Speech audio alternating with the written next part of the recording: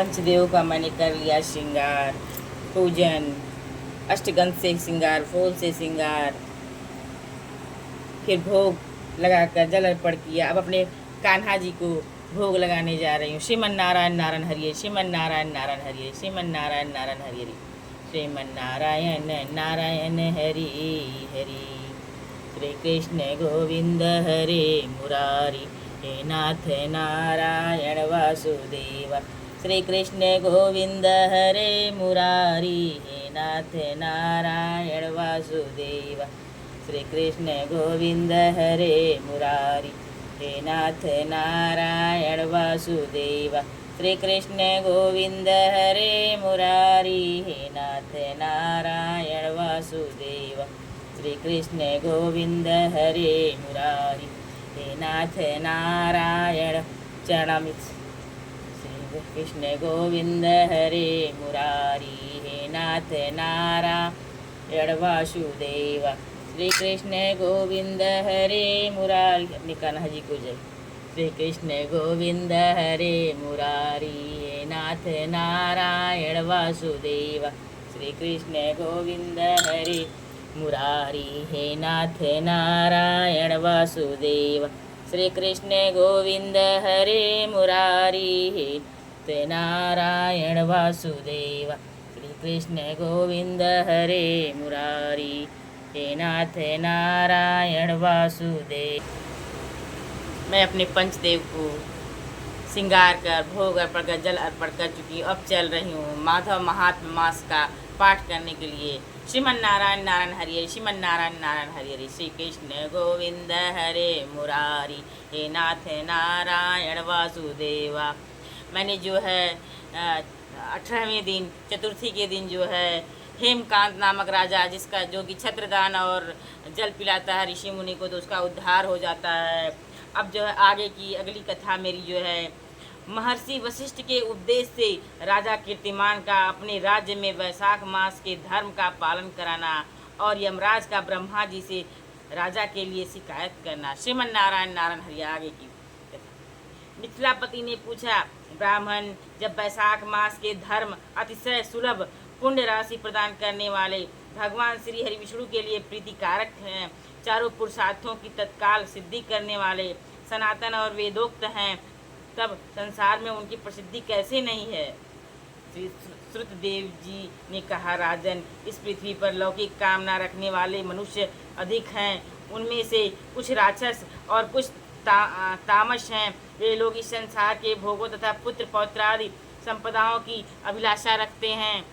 कहीं किसी प्रकार कभी बड़ी कठिनाई से कोई एक मनुष्य ऐसा मिलता है जो स्वर्ग लोक के लिए प्रयत्न करता है, और इसलिए वह यज्ञ आदि पुण्य कर्मों का अनुष्ठान बड़े प्रयत्न से करता है। श्रीमन नारायण नारायण हरिये, श्रीमन नारायण नारायण हरिये। परंतु मोक्ष की उपासना प्रायः कोई नहीं करता। तुच्छ आशाएं लेकर बहुत से कर्मों का आयोजन करने वाले लोग प्रायः काम्य कर्मों के ही उपासक हैं। यही कारण है कि संसार में राजस और तामस धर्म अधिक विख्यात हो गए, परंतु सात्विक धर्मों की प्रसिद्धि नहीं हुई है। ये सात्विक धर्म भगवान विष्णु को प्रसन्न करने वाले हैं, निष्काम भाव से किए जाते हैं और इहलोक तथा परलोक में सुख प्रदान करते हैं। देव माया से मोहित होने के कारण मूढ़ मनुष्य इन धर्मों को जानते ही नहीं है। श्रीमन नारायण नारायण है, श्रीमन नारायण नारायण है। पूर्व काल की बात है, काशीपुरी में कीर्तिमान नाम से विख्यात एक चक्रवर्ती राजा थे। वे इक्ष्वाक वंश के भूषण तथा महाराज नृप के पुत्र थे। संसार में उनका बड़ा यश था। वे अपनी इंद्रियों पर और क्रोध पर विजय पा चुके थे। ब्राह्मणों के प्रति उनके मन में बड़ी भक्ति भाव थी। राजाओं में उनका स्थान बहुत ऊंचा था। एक दिन वे मृगया में आसक्त होकर महर्षि वशिष्ठ के आश्रम में आए। वैशाख की चिलचिलाती हुई धूप में यात्रा करते हुए राजा ने मार्ग में देखा, महात्मा वशिष्ठ के शिष्य जगह जगह अनेक प्रकार के कार्यों में विशेष तत्परता के साथ संलग्न थे।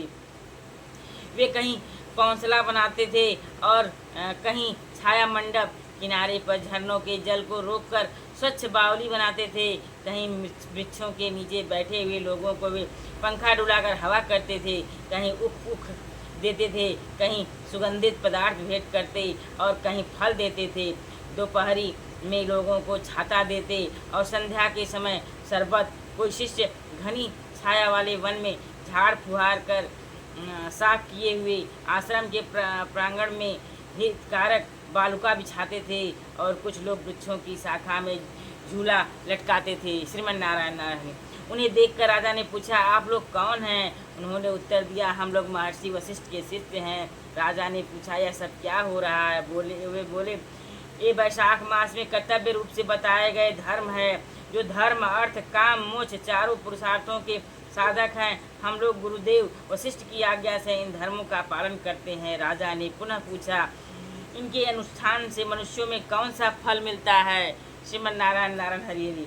किस देवता की प्रसन्नता होती है? उन्होंने उत्तर दिया, हमने इस समय यह बताने के लिए अवकाश नहीं है। आप गुरु जी से ही यथोचित प्रश्न कीजिए।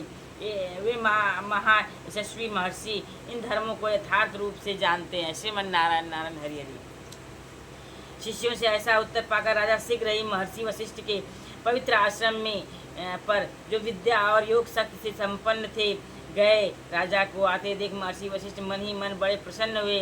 उन्होंने सेवकों सहित महात्मा राजा का विधि पूर्वक आतिथ्य सत्कार किया।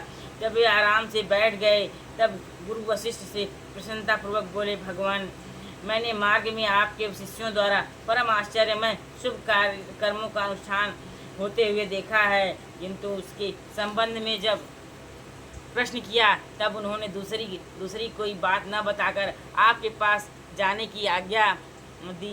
उनकी आज्ञा के अनुसार मैं इस समय आपके समीप आया हूँ। मेरे मन में उन धर्मों को सुनने की बड़ी इच्छा है, अतः आप मुझे उनका वर्णन करें। श्रीमन नारायण नारायण हरि हरि।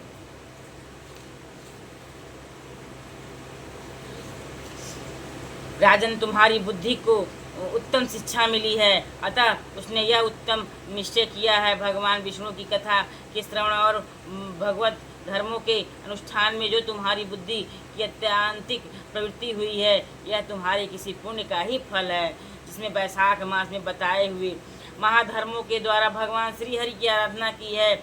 उसके उन धर्मों से भगवान बहुत संतुष्ट होते हैं, उसे मनोवांछित वस्तु प्रदान करते हैं। संपूर्ण जगत के स्वामी भगवान लक्ष्मीपति श्रीमन नारायण पाप राशि का विनाश करने वाले हैं। वे सूक्ष्म धर्मों से प्रसन्न होते हैं, केवल परिश्रम और धन से नहीं। भगवान विष्णु भक्ति से पूजित होने पर अभिष्ट वस्तु प्रदान करते हैं, इसलिए सदा भगवान विष्णु की भक्ति करनी चाहिए। जगदीश्वर श्री हरि जल से भी पूजा करने पर अशेष क्लेश का नाश करते हैं और शीघ्र प्रसन्न होते हैं। वैशाख मास में बताए हुए ये धर्म थोड़े से परिश्रम द्वारा साध्य होने पर भी भगवान श्री हरि विष्णु के लिए प्रीतिकारक एवं शुभ होने के कारण अधिक व्यय से सिद्ध होने वाले बड़े बड़े यज्ञ आदि कर्मों का भी तिरस्कार करने वाला है। अतः भूपाल, तुम भी वैशाख मास में बताए हुए धर्मों का पालन करो। तुम्हारे राज्य में निवास करने वाले अन्य सब लोगों से भी उन कल्याणकारी धर्मों का पालन कराओ। इस प्रकार से वैशाख धर्म के पालन की आवश्यकता को शास्त्रों और युक्तियों से भली भांति सिद्ध करके वशिष्ठ जी ने वैशाख मास के सब धर्मों का राजा के समक्ष वर्णन किया। उन सब धर्मों को सुनकर राजा ने गुरु का भक्ति भाव से पूजन किया और घर आकर वे सब धर्मों का विधि पूर्वक पालन करने लगे। देवाधिदेव भगवान श्री हरि विष्णु भक्ति रखते हुए राजा कीर्तिमान देवेश्वर पद्मनाभ के अतिरिक्त और किसी देवताओं को नहीं देखते थे। उन्होंने हाथी की पीठ पर नगाड़ा रखा और सिपाहियों से अपने राज्य में डंका की चोट पर यह घोषणा करा दी कि मेरे राज्य में जो 8 वर्ष से अधिक की आयु वाला मनुष्य है, उसकी आयु जब तक 80 वर्ष न हो जाए तब तक मेष राशि में सूर्य के स्थित होने पर यदि वह प्रातःकाल स्नान नहीं करेगा तो मेरे द्वारा दंडनीय, वध्य तथा राज्य से निकाल देने योग्य समझा जाएगा।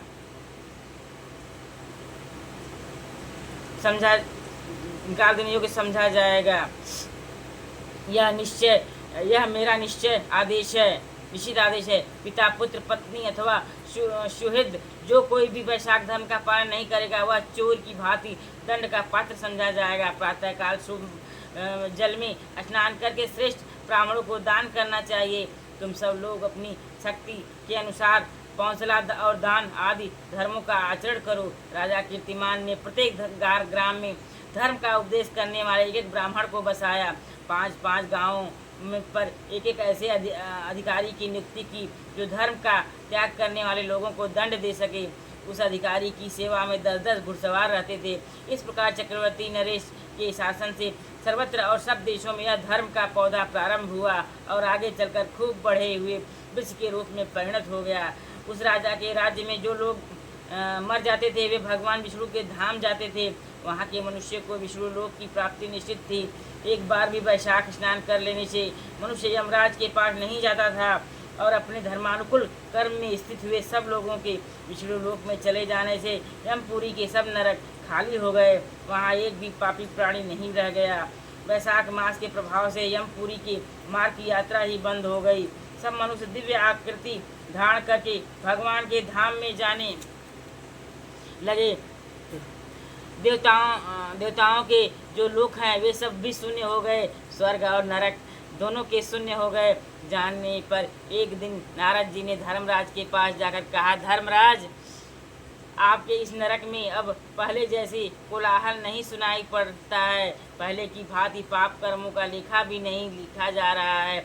चित्रगुप्त जी तो ऐसे में मौन भाव से बैठे हुए हैं जैसे कोई मुनि हैं हो। महाराज, इसका कारण तो बताइए। महात्मा नारद के ऐसा कहने पर राजा यम ने कुछ दीनता के स्वर में कहा, नारद, इस समय पृथ्वी पर जो यह राजा राज्य करता है, कीर्तिवर्धन कीर्तिमान, वह पुराण पुरुषोत्तम भगवान विष्णु का बड़ा भक्त है।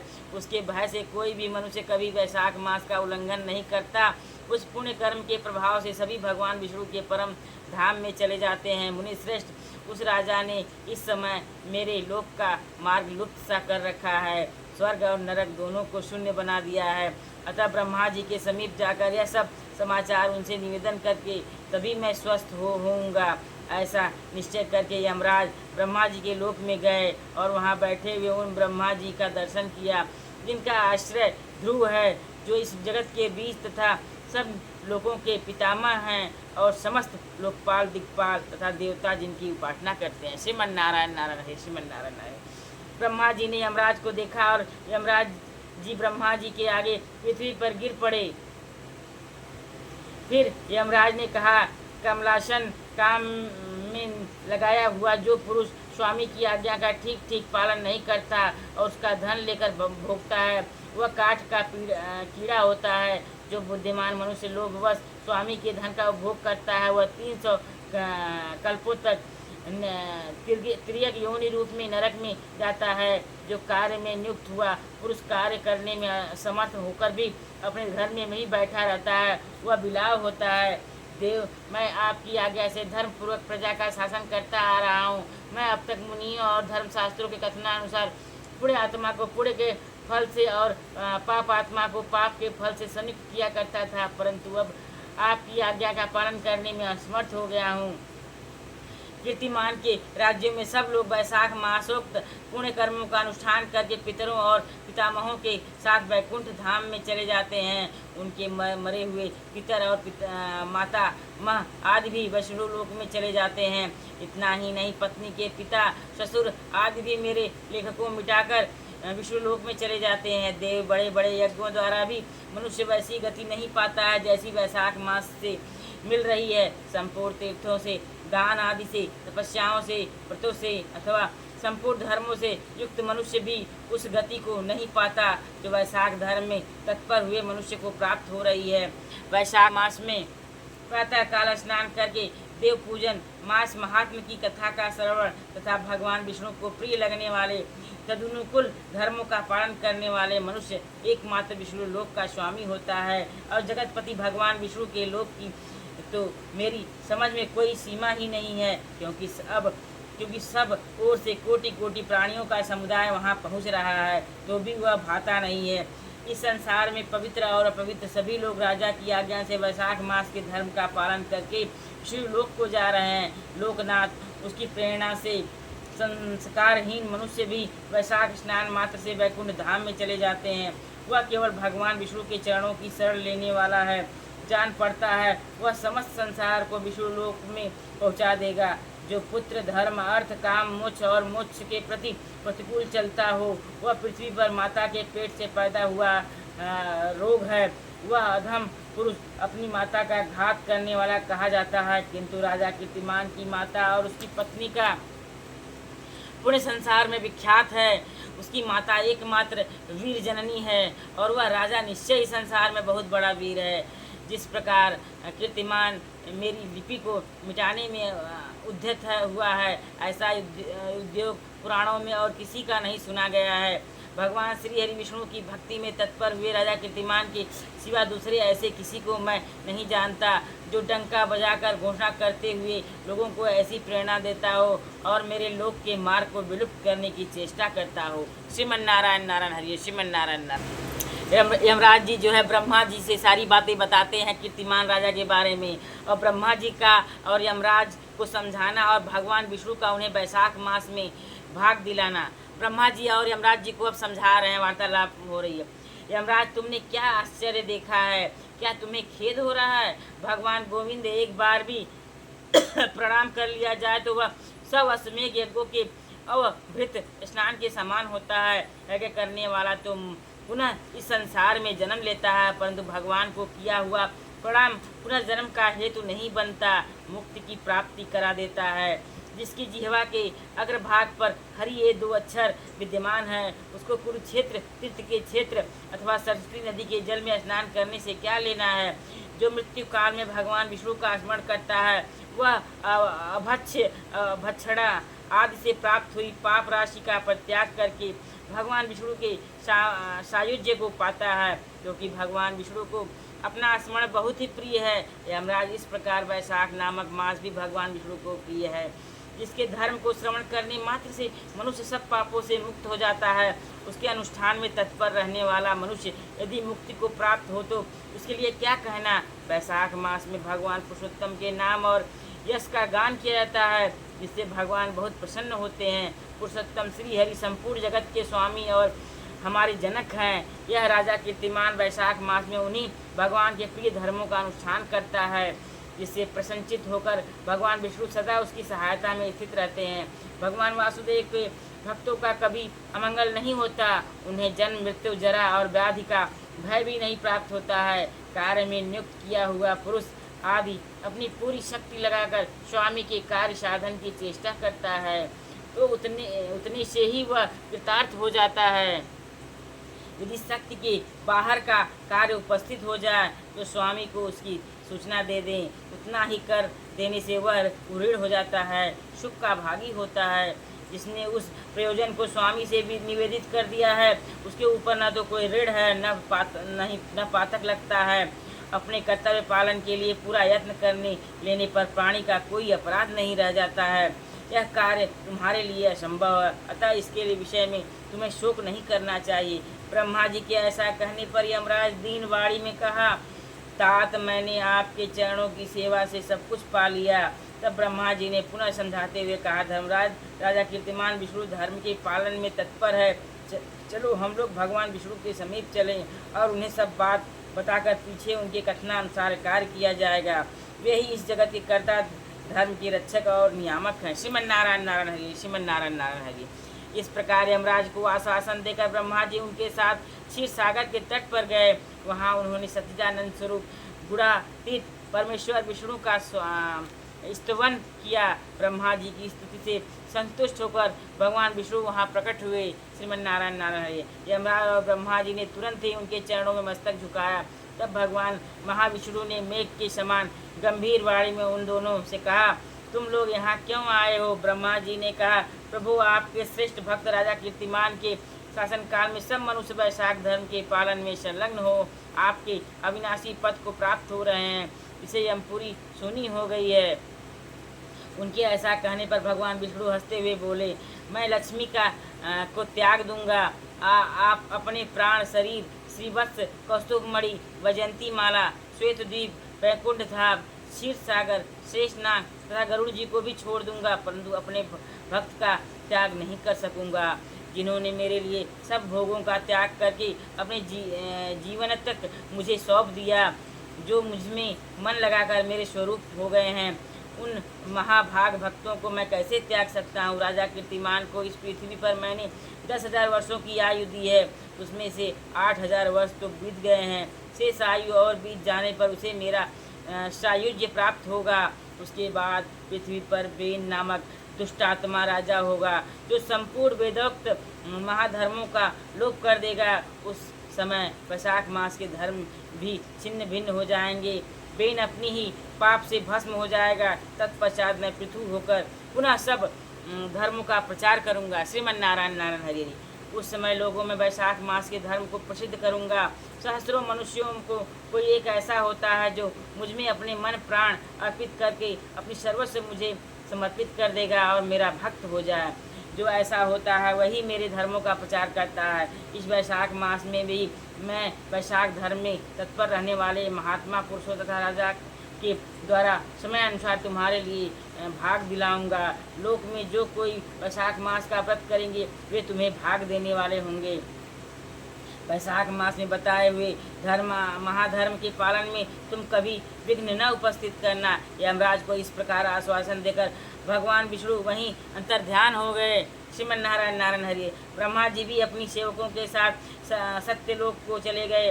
उनके बाद यमराज भी अपनी पुरी को पधारे। वैशाख मास की पूर्णिमा को पहले धर्मराज के उद्देश्य से जल से भरा हुआ घड़ा, दही और अन्न देना चाहिए।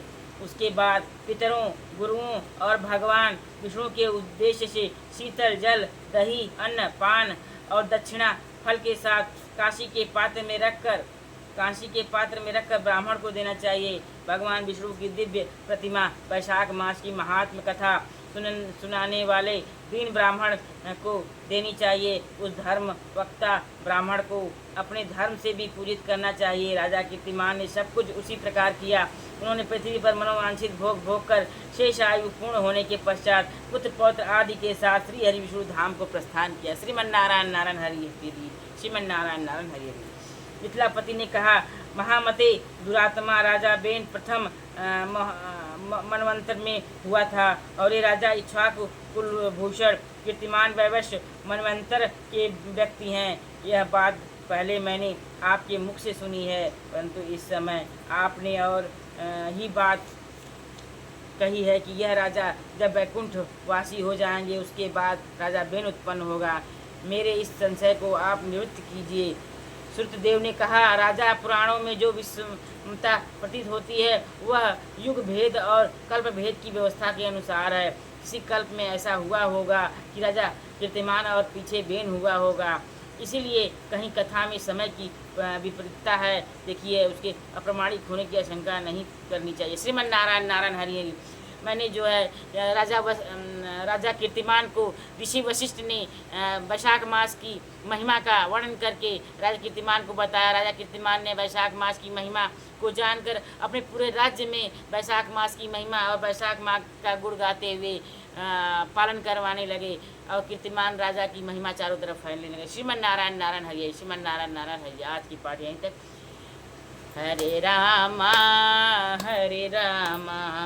राम राम हरे हरे, हरे कृष्णा कृष्ण कृष्णा कृष्ण कृष्णा हरे हरे, श्रीमन्नारायण नारायण हरे हरे, श्रीमन्नारायण नारायण हरे हरे।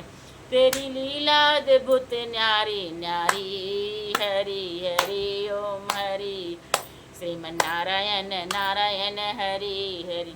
तेरी लीला अद्भुत न्यारी न्यारी न्यारी न्यारी, हरि हरि। श्रीमन्नारायण नारायण हरि हरि। तेरी लीला अद्भुत न्यारी न्यारी, हरि हरि ओम हरि हरि।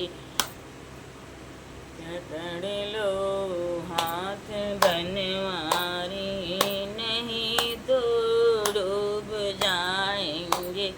पकड़ लो। जय श्री राधे कृष्णा राधे कृष्णा राधे कृष्णा राधे कृष्णा राधे। ओम भगवते वासुदेवाय नमः। ओम भगवते वासुदेवाय नमः। ओम भगवते वासुदेवाय नमः। ओम भगवते वासुदेवाय नमः। ओम भगवते वासुदेवाय नमः। ओम भगवते वासुदेवाय नमः। ओम भगवते वासुदेवाय नमः। ओम भगवते वासुदेवाय नमः। ओम भगवते वासुदेवाय नमः। ओम भगवते वासुदेवाय नमः। ओम भगवते वासुदेवाय नमः।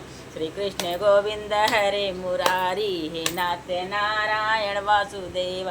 श्री कृष्ण गोविंद हरे मुरारी, हे नाथ नारायण वासुदेव। श्री कृष्ण गोविंद हरे मुरारी, हे नाथ नारायण वासुदेव। श्री कृष्ण गोविंद हरे मुरारी, हे नाथ नारायण वासुदेव।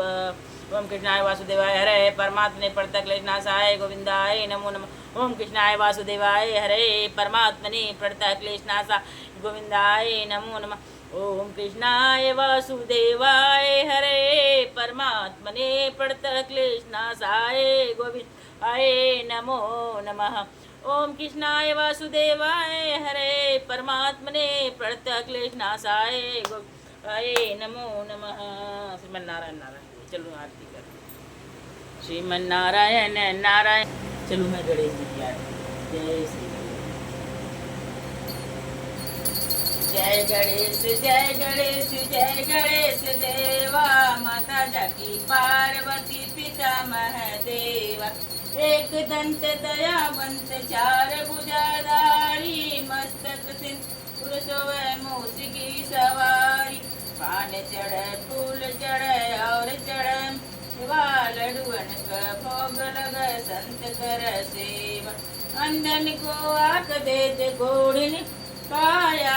बांझन को पुत्र देते निर्धन माया। सूर्य श्याम शरण आए सब सेवा। जय गणेश जय गणेश जय गणेश देवा। माता जाकी पार्वती पिता महादेवा। जय गौरी गणेश जय लक्ष्मी गणेश की जय हो। जय जय बोले भंडारी की जय। विश्वनाथ की जय। माता रानी की जय। श्रीमन नारायण नारायण हरि। आरती श्रीमन नारायण प्रभु की जगदीश रूप में। श्री जगदीशेश्वर शालिग्राम भगवान जी, श्री हरि नारायण जी, जगदीश जी प्रभु जी, सब एक ही प्रभु जी हैं। इनकी आरती। ओम जय जगदीश हरे स्वामी जय जगदीश हरे।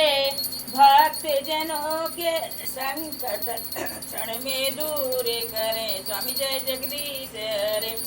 जो ध्यावे फल पावे। सुख बिन से मन का सुख संपत्ति घर आवे। कष्ट मिटे तन का। ओम जय जगदीश हरे।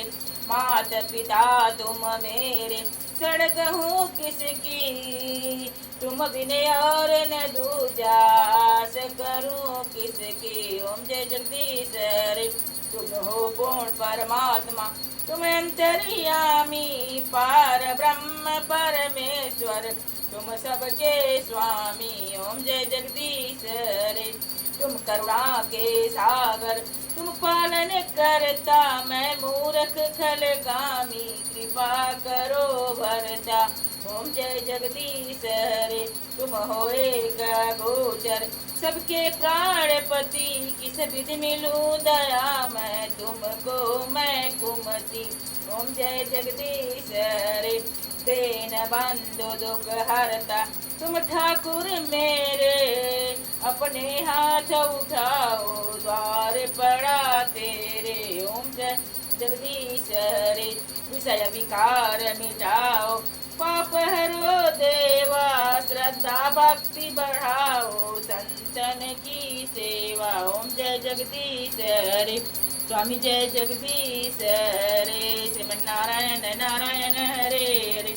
राधे राधे राधे राधे राधे तेरे चरणों की। करे धूल जो मिल जाए। श्री कृष्ण गोविंद हरे मुरारी, हे नाथ नारायण वासुदेवा। जय श्री राम। राम दरबार के दरबार की जय हो।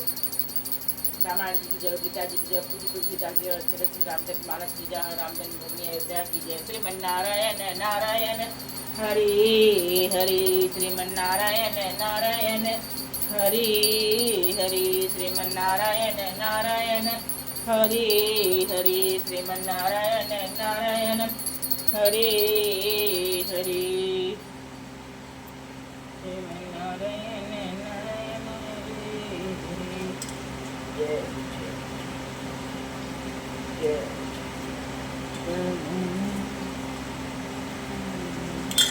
श्रीमन नारायण नारायण हरे हरे।